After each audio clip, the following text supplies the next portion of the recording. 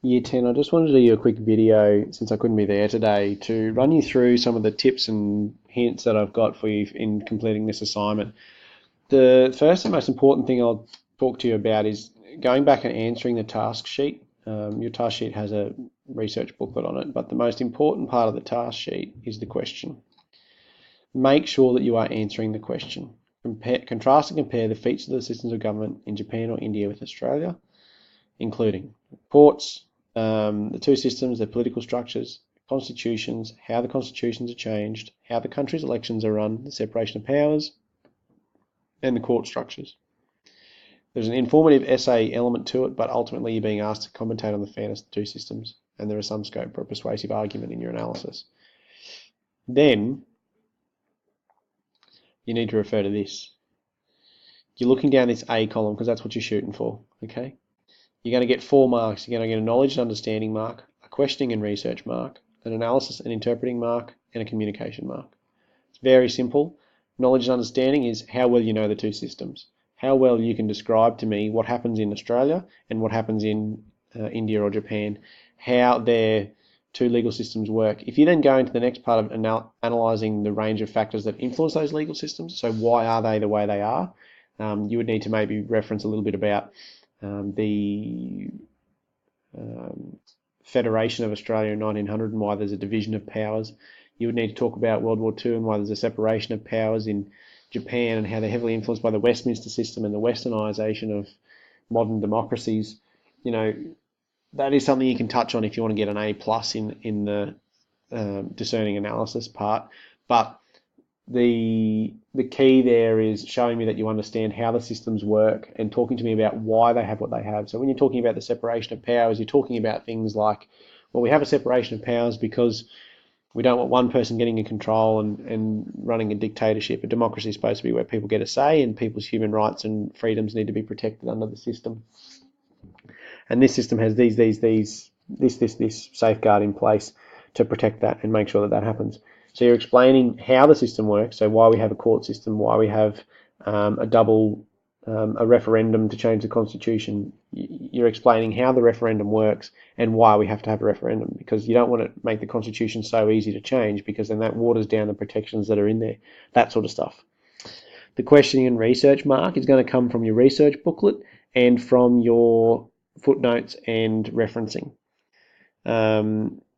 I will look at your research booklet to look at the questions you ask and the research that you do on India and Japan, that should say, and Australia's political and legal systems. And you should have commentary in your research booklet about the relevance and reliability of your sources. And I can tell from the information that you use and the information you don't use in your final assignment how well you are critically analysing the reliability and the relevance. But if you signpost it for me and do it really clearly in your research booklet, then that makes it easier for me to give you the mark, doesn't it? So you can do your selecting information here. This is where if you put source and you put your code here, so W1 or W2, whatever you allocated it, and then put some notes in here about whether it was good, your reflections and annotations on it, that sort of stuff. So this is why the research booklet is important to fill out. I've given you the right book sections and asked you the right questions so that you can exhibit these things and these things that are on your task sheet and on your criteria sheet. This is the big one that I've been finding in your drafts, the analysing and interpreting part. You need to compare and analyse the two different systems and whether they work or not. Now, deliberately, I've given you systems that are fairly similar so that you can understand how they work. But there's slight little differences there that give you enough scope to talk about whether or why the systems are the way they are and the actual protections that puts in place. So you can show your understanding and show your depth of perception on these issues and really go to town on delving into the intricacies of democracies and why they work, or what the key parts or elements are to making them so successful. So talk about the key issues there. Talk about how the structures are set in place for specific reasons to protect human rights and to protect privileges and to protect our way of life and to give people power over corrupt government. talk about how there are multiple perspectives. So when we're talking about elections being every 3 years, you've got to say, well, you need it to be semi-regular, because if you've got a government that is underperforming, well, you want to be able to get rid of them before too much damage is done. But elections are really expensive to hold, so you don't want to be having one every 6 weeks. And you need to give the government who you elect time to get in place and put the things in place that they want to do, because passing legislation takes time, and you need time to see the changes take effect. So, 3, 4, 5 years is probably where most of the democracies in the modern world have their elections spread apart. If we went 10 years, that'd be too long, and a government could do too much damage in that time. And that is showing that you can consider the multiple perspectives on what's the ultimate duration of a government before they're forced to have another election. And there's lots of different topics on that. That's just one example that you've got to cover. There's a list of them, how hard it is to change a referendum, to change the constitution. So our system has a referendum. If with only 8 successful out of 45 or something attempts in the 100 years of our federation, why is there only 8 that gets through? Is that a good thing or a bad thing? Does that mean that it's too stale and it doesn't move with the times, or is it good because it protects our freedoms and a government can't just come in and change it?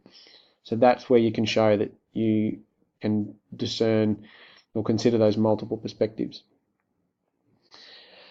and obviously the effect that it has on citizens.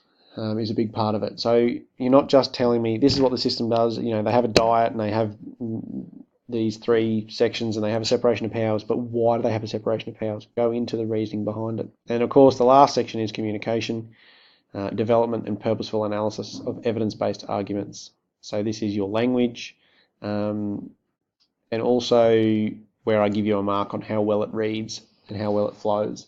So your paragraphs, your structuring, your punctuation, your grammar, and the polish all comes into this, because if you can't use your appropriate format, which is punctuation and grammar and all that sort of stuff, then you can't get an A for communication. So those 4 marks then go together to give you a mark overall, and that is 1/3 of your mark for the topic, for the subject, for the semester. Most of you, or half of you, probably handed in drafts that I'm giving you feedback on. The other half are relying on this little conversation. Even the ones who you have drafted, the reason I'm giving you this video as feedback is because those are the key issues that I am seeing. The only other one that I want to talk to you about was possibly your introduction. Key tip: when you're doing humanities subjects, the best, or a tip I have for you for driving those home to getting those higher grades is, don't just say, oh, in this essay I'm going to talk about this, this, and this. You need to make it more articulate and intellectual. So pick a key issue, or pick your hook, your thesis that you're going to talk about, and try and get to the essence of what the teacher is asking you to do. This assignment is really easy because it's asking you to compare and contrast these democracies and how well they're set up. Obviously here we're talking about human rights. We're talking about freedoms and liberties and standards and ways of life. And the government is responsible for maintaining that way of life and for looking after its people.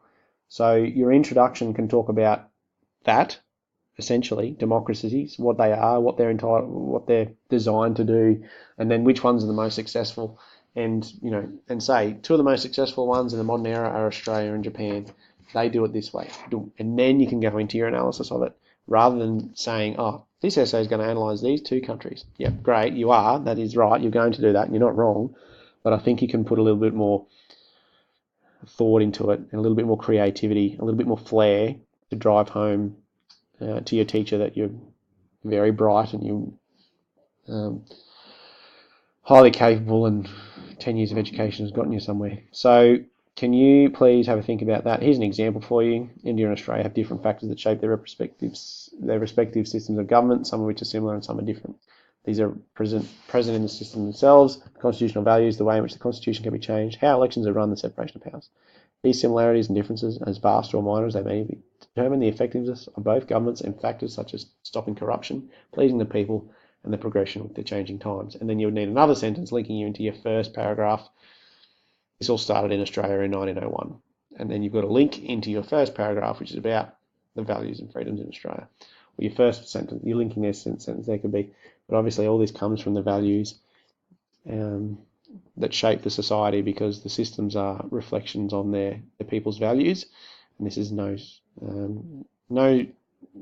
nowhere else more prevalent than in Australia. Bang, then you're talking about the values in Australia. So you've got to link into that next paragraph. And then you're showing me that A in communication, which is that you've got the format structured and that you can construct a well-organized and well-formulated discussion. So see how you go with that. Thank you.